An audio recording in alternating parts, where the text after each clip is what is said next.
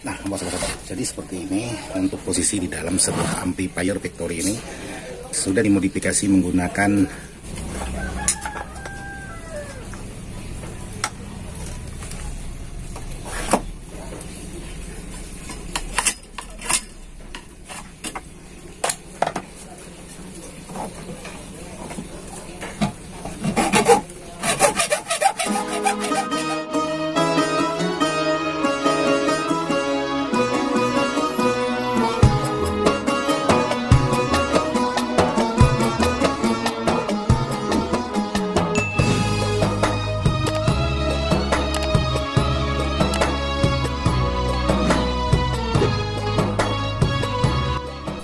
Oke, bos-bos, jadi hari ini dapat garapan sebuah amplifier lama atau amplifier factory dengan tipe JAS31 Stereo. Jadi seperti ini ampli lama, bodinya ini sangat mantap sekali, aluminium. Jadi kedatangan sebuah amplifier ini minta di-upgradekan lagi karena salah satunya power ini atau amplifier ini tidak bertenaga dan katanya juga sudah dimodif. Oke, sahabat-sahabat. Jadi untuk skrup sudah saya lepas. Sekarang coba kita lihat aja langsung untuk isi di dalam. Nah, sahabat-sahabat. Jadi seperti ini untuk posisi di dalam sebuah amplifier factory ini sudah dimodifikasi menggunakan Evacross Escort. Sudah dimodifikasi menggunakan Escort atau power Escort seperti ini. Jadi seperti ini penampakan sebuah power isi di dalamnya untuk sebuah amplifier atau factory. Oke, sekarang saya ingin coba lihat seperti apa kendala sebuah amplifier factory ini.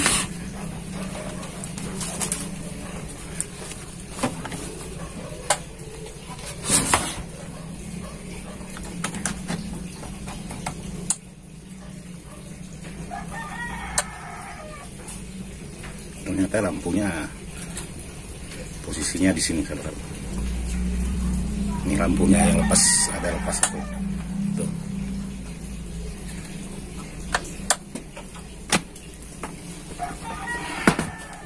Oke, jadi tugas saya hari ini mengupgrade sebuah power amplifier ini sampai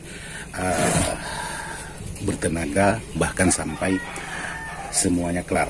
Jadi buat sahabat-sahabat, untuk power Escort ini memang kondisinya atau karakternya lembut. Jadi kalau masa tenaga itu sangat kurang sekali untuk power Escort seperti ini. Oke, sekarang saya lanjut ke pembongkaran.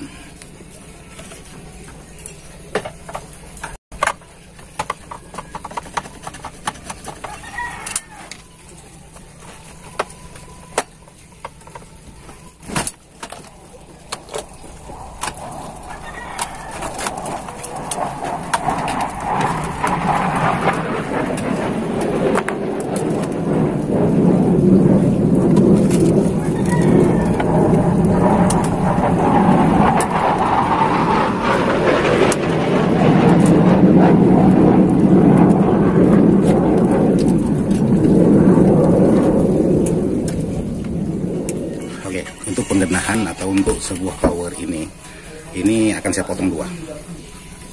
Jadi tidak seperti ini, jadi saya potong dua, nanti susunan di bawah.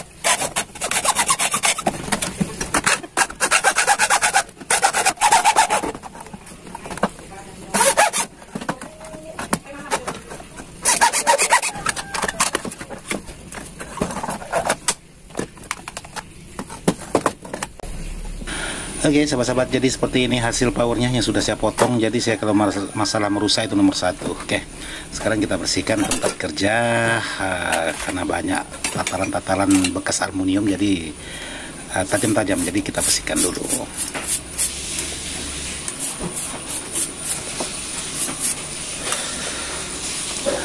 Dan nanti akan kita ambil heatsink bawaannya di bagian box.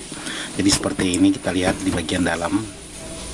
Nah, ini heatsinknya kita tempel dulu seperti ini, cari posisi biar semuanya dapat posisi, baru kita lepas di bagian heatsink ini. Jadi yang mana mengganggu itu kita amankan dulu supaya berjalan dengan mulus pekerjaan untuk selanjutnya.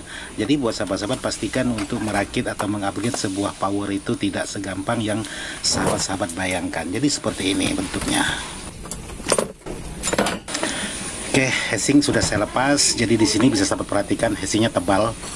Jadi mantap, heatsink lama, tebal-tebal. Jadi ini akan dibersihkan. Jadi yang mana lem itu harus kita bersihkan semua supaya tidak mengganggu.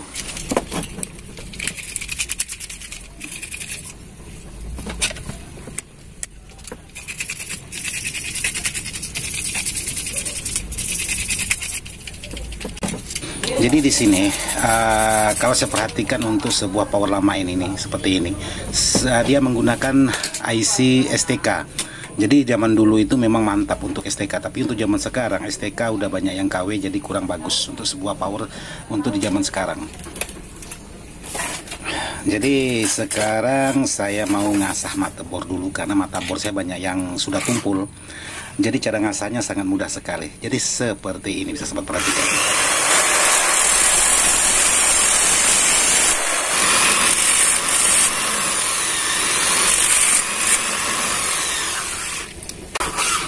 Oke, sudah selesai. Jadi sangat mudah buat sahabat-sahabat yang motherboardnya sudah tumpul atau patah, masih bisa digunakan dengan menggunakan alat seadanya. Jadi sangat tajam sekali.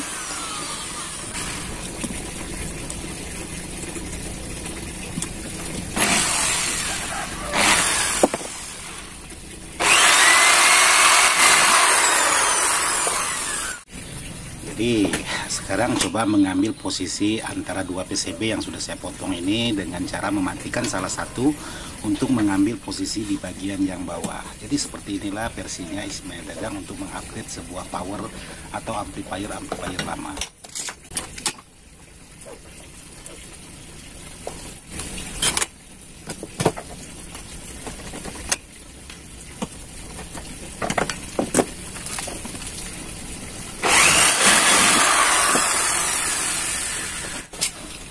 Jadi buat sahabat-sahabat, untuk bekas boran biasanya ada serbuk-serbuk yang timbul dari posisi pinggiran lubang.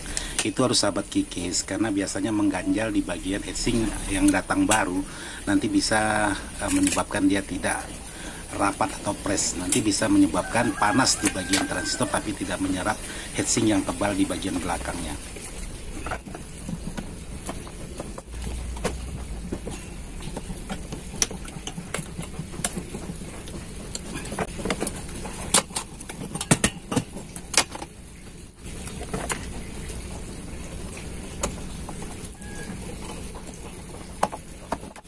Jadi seperti ini. Jadi usahakan untuk di bagian heatsink bawah ini tidak menyentuh di bagian atas karena bisa menyebabkan konslet. Jadi sahabat harus perhatikan betul-betul untuk cara pemasangan sebuah perangkat-perangkat seperti ini.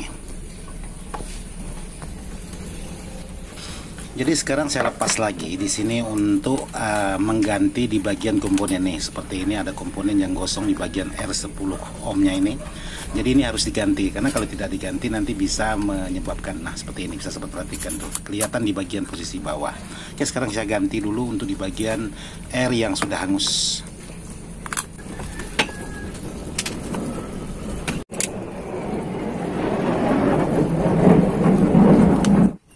Oke, sudah selesai satu. Jadi di sini dua-duanya sama, dua-duanya pada hangus di bagian R. Jadi di sini bisa sahabat perhatikan tuh di bagian belakangnya sampai tembus ke bagian jalur bawah. Jadi ini harus diganti, kalau tidak itu nanti dia selalu menimbulkan asap. Jadi menimbulkan nanti was-was untuk di sahabat kita yang menggunakan nanti.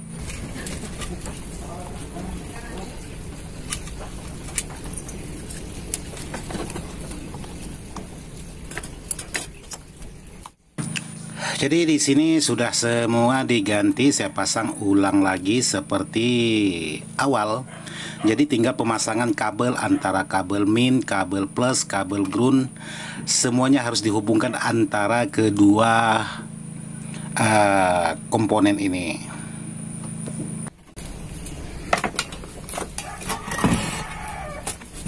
Jadi sekarang lanjut saya memasang untuk di bagian kabel menghubungkan antara dua komponen. Jadi buat sahabat-sahabat yang ingin melakukan hal seperti ini perlu tingkat ketelitian. Jadi jangan sampai salah, kalau salah justru bisa mengakibatkan fatal untuk di bagian komponen ini.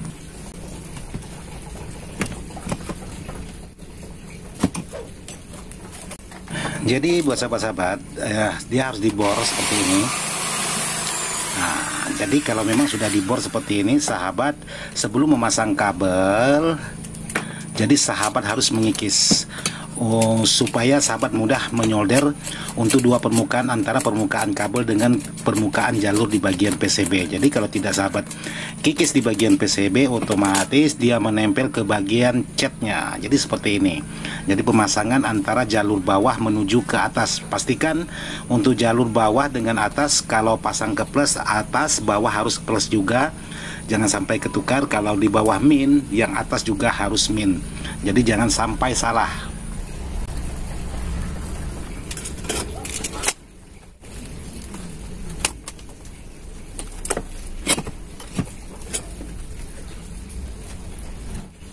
Oke, jadi seperti ini contohnya buat sahabat-sahabat. Jadi tinggal dicari lagi jalur. Hati-hati jangan sampai salah jalur. Khawatirnya setelah dilobang seperti ini, iya, jadi sahabat harus mengikis lagi. Pastikan posisi benar-benar posisi sama jalurnya, plus plus min min. Karena kenapa saya ulang seperti ini? Karena kalau sahabat salah, otomatis pekerjaan sahabat gagal.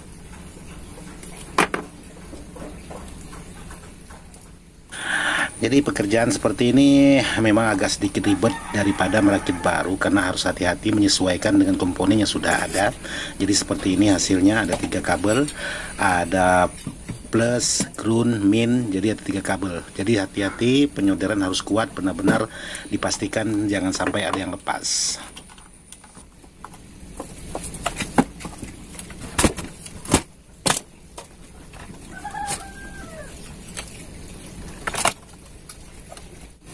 Oke, jadi posisi sudah dapat. Sekarang saya ingin melepas elko ini. Jadi seperti ini, karena di sini bisa sahabat perhatikan, ini tempat asli elko-nya di sini 2 buah. Cuma sahabat kita robah memasang di sini karena kemarin menggunakan PCB panjang tidak dipotong, otomatis menyangkut kalau dia memasang ke bagian ujung sana. Jadi dipindahkanlah ke bagian belakang ini. Jadi sekarang saya pindah elko-nya, kembalikan asal seperti semula.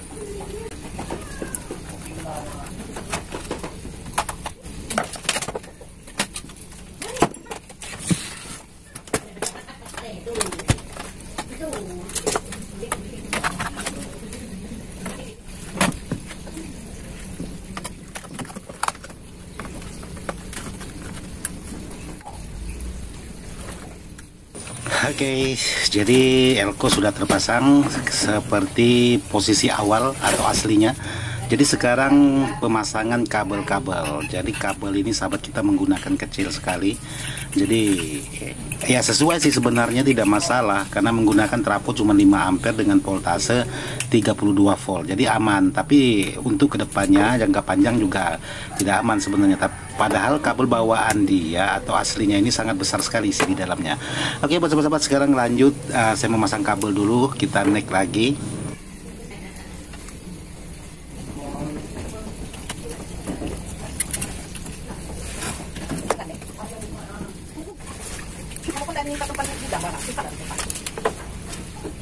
Ada banyak ikan.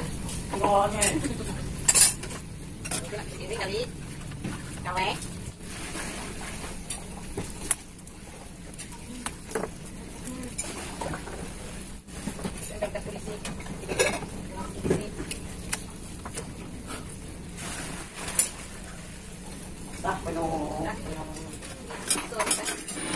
Oke, jadi seperti ini hasil pemasangan kabelnya antara tegangan min plus. Jadi semuanya sudah selesai dipasang.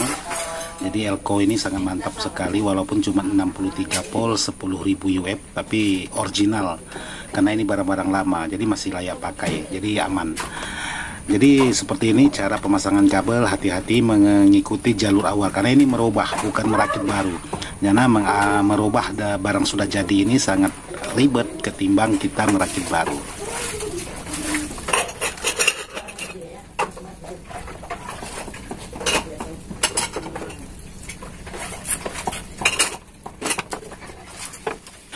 Oke, jadi setelah pemasangan kabel semua harus dipersiapkan. Sekarang lanjut ke pemasangan di bagian kit yang sudah dipotong tadi. Jadi pemasangan ini benar-benar harus dipastikan. Waduh, ini pendek.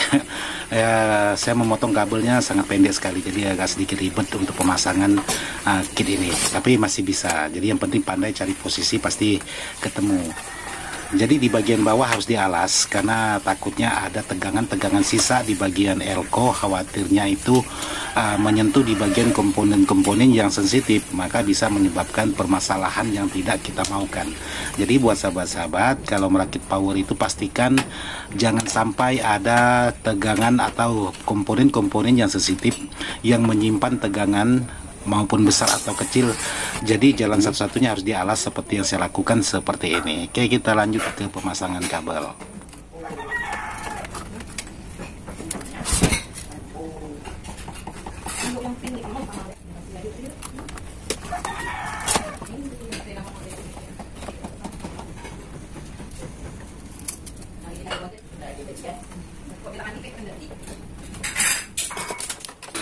Jadi setelah pemasangan kabel selesai, sekarang saatnya pengecekan menggunakan apometer atau multi analog. Jadi kita cari posisinya. Ini pengecekan di bagian output speaker. Jadi pastikan untuk di bagian multinya ini menggunakan kali 10 AC. Jadi jangan menggunakan DC, harus AC. Oke, sekarang coba kita cek apakah masih ada masalah atau tidak. Oke, jadi di sini setelah pengecekan ternyata di sini ada masalah, sahabat-sahabat. Multi saya langsung mentok di bagian output speakernya. Jadi saya perlu pengecekan lagi. Oke, sekarang kita next.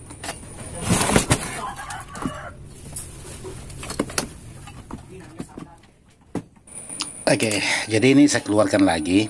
Jadi perlu cek satu persatu di bagian transistor antara basis, kolektor, emitter harus dipastikan, semuanya harus dipastikan. Jadi buat sahabat-sahabat kalau memang ada mengalami kegagalan, jadi sahabat utamakan dulu di bagian transistor maupun transistor panel powernya, di bagian transistor drivernya itu harus sahabat cek satu persatu, karena salah satu aja komponen yang tidak bekerja sesuai dengan harapan itu bisa menimbulkan permasalahan yang bisa bikin kita sedikit keteteran untuk mendapatkan hasilnya. Jadi sahabat harus pastikan dulu untuk di bagian transistornya. Oke, kita lanjut. Oke, jadi di sini saya menemukan ada satu transistor di bagian drivernya yang bermasalah. Jadi dia kalau kita ukur menggunakan kali 10 atau kali 1 itu tidak kelihatan karena pergerakan di jalur multi itu sangat sedikit sekali. Tapi setelah kita ukur menggunakan yang sangat sensitif di bagian multi itu baru ketahuan bahwa di bagian transistor driver itu ada masalah. Jadi tinggal sahabat ganti seperti nilai awalnya, lalu semuanya pasti berjalan dengan lancar. Oke, sekarang coba kita tes lagi.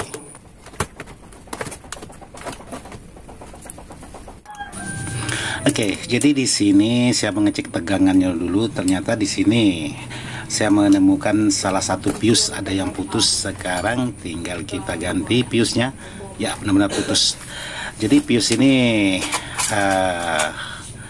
sangat sensitif sekali. Kalau ada komponen-komponen yang bermasalah maka tidak menghanguskan di bagian komponen-komponen yang lain. Cukup fuse saja yang putus. Oke, jadi sekarang sudah normal. Jadi sekarang sudah normal. Jadi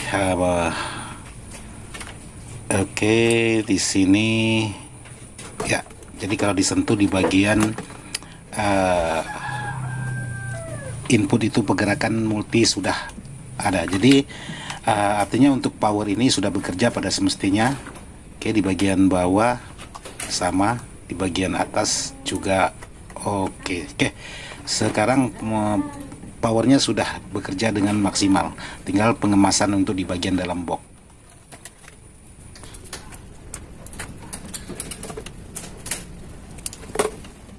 Oke, buat sahabat-sahabat, sekarang setelah semuanya sudah bekerja pada semestinya ya sesuai dengan harapan, jadi sekarang lanjut ke pemasangan di bagian kabel-kabel input atau mencari posisi-posisi kabel supaya tidak berantakan. Jadi seperti ini, kalau memang power sudah selesai atau sudah bekerja pada semestinya yang kita harapkan, kita cari posisi-posisi kabel jadi supaya semuanya berjalan dengan lancar. Jadi tinggal pemasangan kabel di bagian input. Jadi seperti ini cara kerja versinya Ismail Dadang.